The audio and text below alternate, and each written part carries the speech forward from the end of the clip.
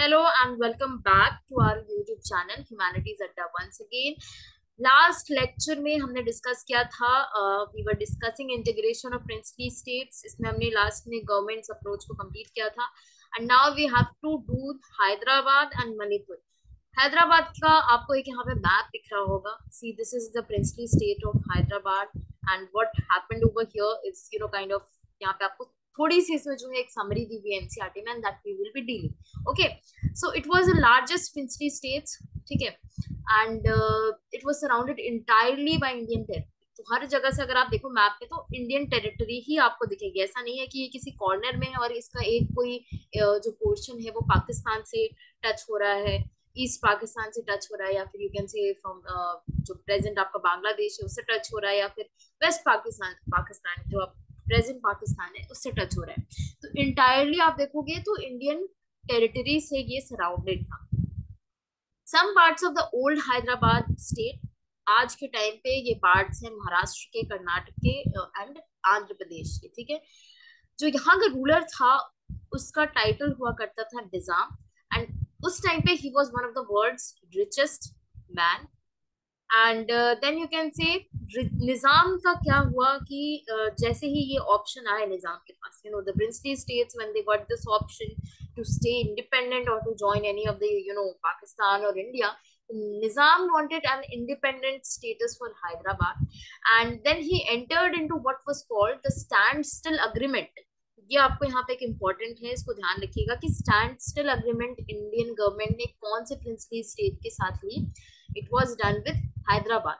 तो नवंबर 1947 में India and the princely state of Hyderabad they came into a kind of agreement, the standstill agreement for a year, जब negotiations चल रहे थे Indian government के साथ कि क्या होगा एक्चुअली में, what will be the fate of Hyderabad in the future.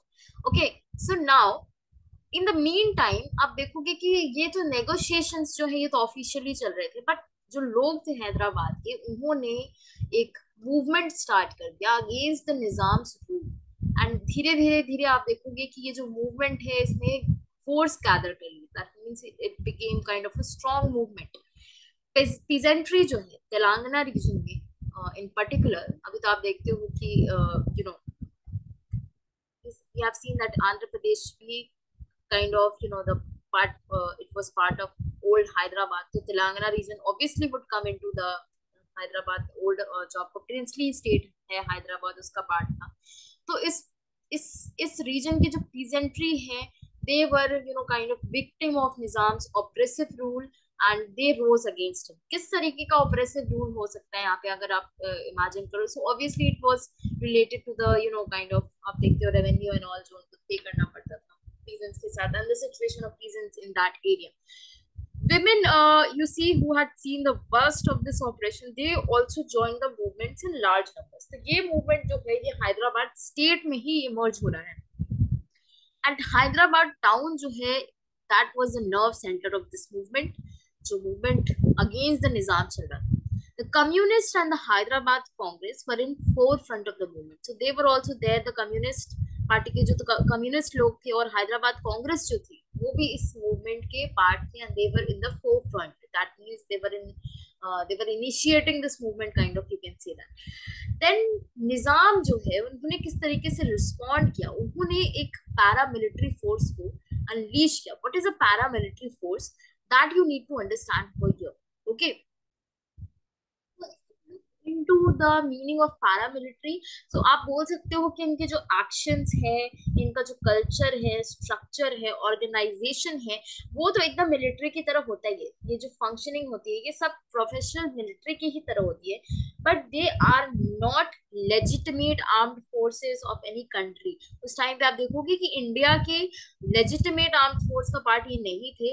In fact you can से कि एक तरीके से they were kind of unofficially there for the Nizam. Okay, sorry, they were there for the Nizam, but they did not have any recognition in the Indian government. आप इस तरीके से इसको समझ सकते हैं। इनका नाम है रजाकर्स, ठीक है। इनको Razakars, sorry if I am pronouncing it wrong, but Razakars जो थे ये पैरामिलिट्री फोर्स थे of the Nizam, and they Nizam ने इन लोगों को भेज दिया था to deal with the movement that was happening, that was taking place in the Hyderabad city. Atrocities and communal nature of the Razakars knew no bounds. तो यहाँ पे आप देखोगे कि communal nature है इस मिलिट्री का, पैरामिलिट्री का, atrocities काफी ज्यादा इन्होंने की जो आपके वहां के लोग थे. Just a second.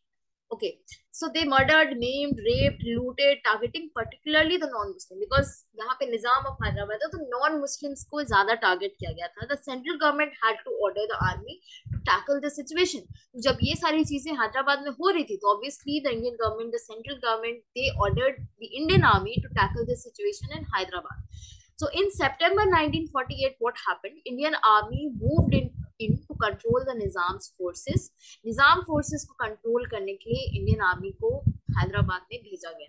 And after a few days of intermittent fighting, a lot of fighting took place. The Nizam then he surrendered, and this led to Hyderabad's accession to India. तो यहाँ पे आप देख रहे हो कि military action के through Hyderabad को Indian Union का part बनाया गया. ठीक है, I hope this is clear.